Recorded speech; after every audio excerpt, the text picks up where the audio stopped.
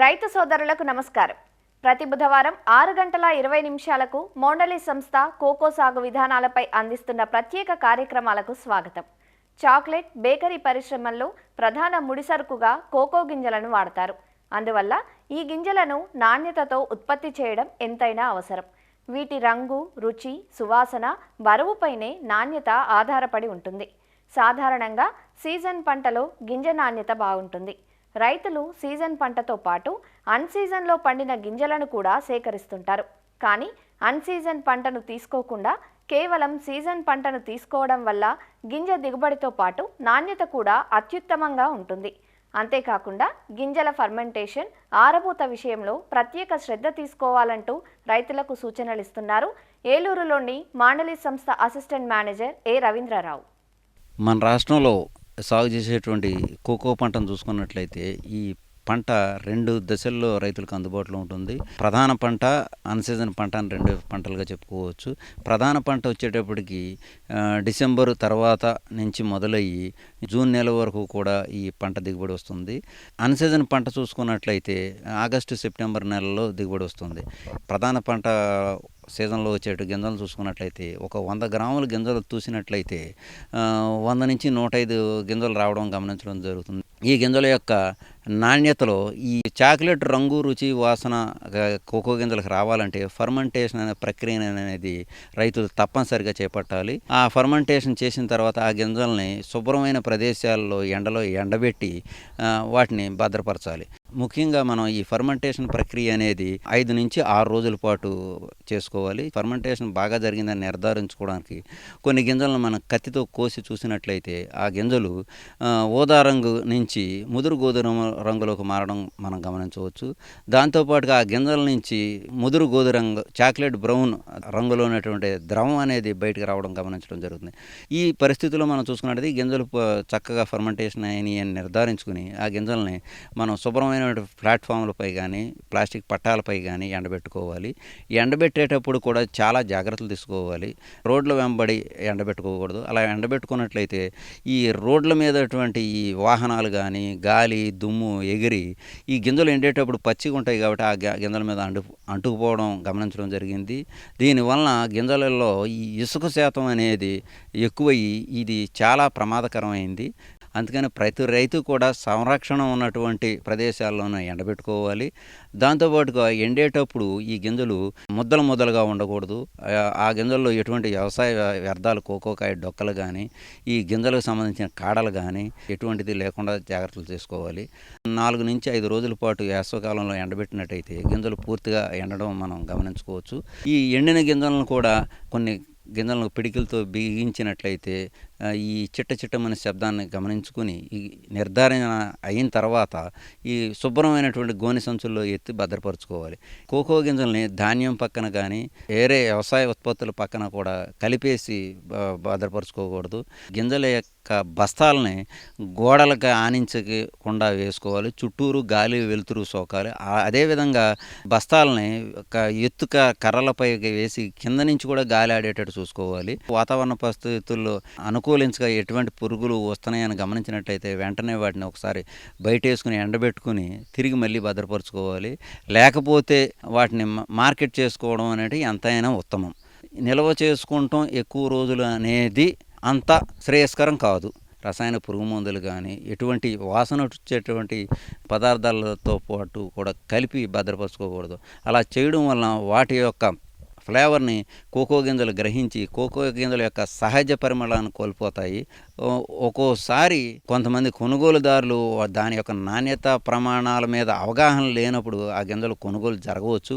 అటువంటి గింజలు కొనుగోలు చేసిన కొనుగోలుదారులు ఉత్పత్తి సమయంలో ఇబ్బందులు పడి ఆ నష్టాలను అధిగమించుకోలేక మార్కెట్ నుంచి దూరం అవుతారు. ఇలా మార్కెట్లో నాణ్యత మీద సందేహం కానీ నష్టాలు కానీ వచ్చినట్లయితే భవిష్యత్తులో రైతులకి ఈ గింజల యొక్క కొనుగోలు విషయంలో చాలాటువంటి ఇబ్బందులు ఎదురవుతాయి. కాబట్టి నాణ్యత విషయంలో ఎటువంటి రాజీ పడకూడదు.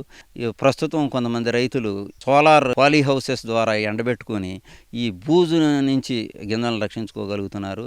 రాష్ట్ర ప్రభుత్వం ఫర్మెంటేషన్ దశ నుంచి ఫర్మెంటేషన్ చెక్క బలలు అందించడం జరుగుతుంది.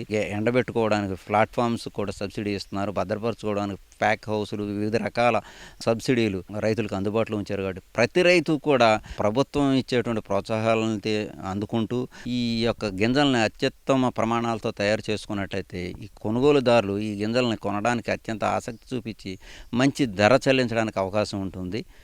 కోకో గింజలను సోలార్ డ్రయర్లలో ఎండబెడుతూ మంచి నాణ్యతను సాధిస్తున్నారు కొందరు రైతులు. దీనివల్ల వర్షాకాలంలో గింజలను నష్టపోకుండా కాపాడుకుంటున్న రైతుల అనుభవాలను చూద్దాం. నేను కోకో కొబ్బరి వ్యవసాయం గత 20 సంవత్సరాల నుంచి వ్యవసాయం చేస్తున్నానండి. నాకు కోకో బీన్స్ ప్రతి సంవత్సరం 3 నుంచి 4 క్వింటాల దిగుబడి వస్తుంది. ఈ గింజలు నేను ఇదివరకు బరకాల మీద సిమెంట్ కళ్ళం మీద ఎండబెట్టుకేవాడిని.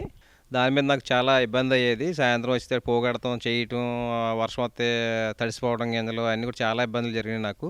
ప్రజెంట్ ఇప్పుడు పాలికార్బోనేట్ షీట్లతోటి సోలార్ డ్రైయర్ ఓన్లీ సోలార్ మీద మనం బేస్ చేసుకుని సబ్సిడీ ఇస్తున్నారంటే తెలిసి నేను ఈ యూనిట్ ఏర్పాటు చేసుకున్నాను. గత 4 నెలల నుంచి నేను కూడా ఇందులో పంట దిగుబడి తీసుకుంటున్నాను. నాకు 4 రోజులకే గింజ రెడీ అవుతుంది. ఈ షీటు 80/4 అండి. ఇది బెడ్ సైజు. 8 mm హోల్స్ ఉన్నాయండి దీనికి. ఈ గింజలు ఉండటం వల్ల కింద నుంచి పైనుంచి గాలి తగలటం వల్ల త్వరగా డ్రై అవుతుంది బీన్స్.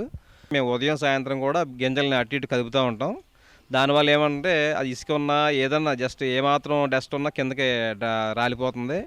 ఇదివరకు మేము కింద పోసి ఆరబెట్టిన దానికి దీంట్లో ఉన్న దానికి బీన్స్ క్వాలిటీ ప్లస్ క్వాంటిటీ అంతా కూడా తేడా వచ్చింది. వెయిట్ కూడా నాకు ఇందులో బెటర్ అనిపించింది. బయట టెంపరేచర్ 35 ఉన్నప్పుడు లోపల టెంపరేచర్ నాకు 45 నుంచి 50 దాకా వచ్చిందండి. బీన్స్ త్వరగా రెడీ అవ్వడానికి అదొక కారణమైంది. ఫస్ట్ నాకు పోసినప్పుడే మనుషులు తప్ప తర్వాత రోజు 4 రోజులు కూడా ఉదయం సాయంత్రం నేనే చేతులతో కదుపుతూ ఉంటాను. దానివల్ల లేబర్ ప్రాబ్లం కూడా నాకు ఇబ్బంది లేదు. ఇందులో బీన్స్ రెడీ అయిన తర్వాత లోపల నేను బల్లల మీద గోను సంచుల్లో పెట్టి లోపడేస్తున్నాను. కంపెనీ వారు వచ్చినప్పుడు ప్రతి 6 రోజులకి లేదా 10 రోజులకి నేను వాళ్ళకి బీన్స్ ఇవ్వడం జరుగుతుంది. ఈ షెడ్ ఏర్పాటు చేసుకోవడానికి నాకు అయిన కాస్ట్ వచ్చి 3,50,000 అయిందండి టోటల్ కాస్ట్. అందులో గవర్నమెంట్ సబ్సిడీ 1,40,000 కాస్ట్ సబ్సిడీ ఇచ్చారండి. మిగతాది నేను కంపెనీ వారికి పే చేశాను. ఇది షీట్ వచ్చి పాలికార్బోనేట్ షీట్ అండి. ఇది వాళ్ళు చెప్పేది ఏంటంటే 10 years వరకు ఏ ఇబ్బంది ఉండదని చెప్తున్నారు. దీని మీద కోతులు కానీ లేదంటే మన తారాజోగులు కానీ ఏం పడినా కానీ ఏ ఇబ్బంది లేకుండా మాకు చూస్తున్నాం మేము ఆల్రెడీ ఇక్కడ. ఇది 6 mm షీట్ మందం అండి. ఇది దాని మీద గాలి కానీ వర్షం కానీ ఏది కూడా మాకు లేకుండా స్ట్రక్చర్ కూడా చాలా స్ట్రాంగ్గా చేశారు. ప్రజెంట్ మన దగ్గర వాడినది అంతా కూడా GI గ్యాల్నైజ్ స్టీల్ అండి. దాని మీద ఏంటంటే మాకు ఎక్కడా కూడా చిన్న చిన్న పొక్కు రావడం కానీ చెంపడటం కానీ ఎక్కడ మేము కనపడలేదు అసలు. దాని మీద ఏంటంటే ఎక్కువ కాలం మన్నికే ఉంటుందని చెప్పి మేము కంపెనీ వారు చెప్పినట్టుగానే ఇది ఆల్రెడీ కనపడుతుంది మాకు. దీనివల్ల ఉపయోగం ఉంది కానీ నష్టం లేదని చెప్పి మేము అనుకుంటున్నాం. నాకు జగన్నాథపురంలో 15 ఎకరాలు ల్యాండ్ ఉంది. దాంట్లో నేను కోకో వేశాను. అంతకుముందు పామాయిల్లో కోకో అండి. ఇది పామాయిల్ తీసాం, తర్వాత కోకో ఉంచుకున్నాం. కోకో ఓపెన్ ఎయిర్లో ఉంటుంది మాకు. ఈ వర్షాకాలం కూడా గింజలు చాలా డ్యామేజ్ అవుతుంది. దాన్ని పద్దాగా ఇప్పుడు ఒక మనిషి ఉండాలి, పట్టాలు బాగా ఉండాలి. అవి ఏదైనా ఫంగస్ వస్తే అవి వేస్ట్గా అవతల పారేయటమే కానీ కంపెనీ వాళ్ళు ఎవరో తీసుకోరు వాటిని. దాన్ని మేము ప్రత్యామ్నాయంగా ఒక యూనిట్ ఒకటి పెట్టుకున్నాం మేము. ఆ యూనిట్ ఏంటంటే సోలార్ డ్రైయర్. వర్షమే 10 రోజులు వర్షం పడినా ఏమీ అవ్వదు, కింద శుభ్రంగా సేఫ్గా ఉంటుంది. మనిషి అక్కర్లేదు, ఏం అక్కర్లేదు. మాకు ఇంతవరకు ఏదైనా ఇబ్బంది రాలా సోలార్ డ్రైయర్ల వల్ల. దాన్ని ప్రతి రైతు అది పెట్టుకుంటే చాలా ఉపయోగకరంగా ఉంటుంది. మొన్న ఏప్రిల్లో పడిన వర్షం కూడా మాకు అది ఉండటం వల్లే మేము సేఫ్ అయ్యాం, లేకపోతే చాలా నష్టపోయేవాడిని. కోకో గింజల నాణ్యత ప్రమాణాల గురించి తెలుసుకున్నాం కదా.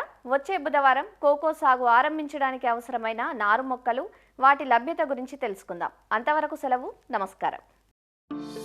కోకో సాగుకు సంబంధించిన సాంకేతిక సలహాల కోసం అసిస్టెంట్ మేనేజర్ రవీంద్రరావును 984 978 7542 ఫోన్ నెంబర్లో సంప్రదించగలరు.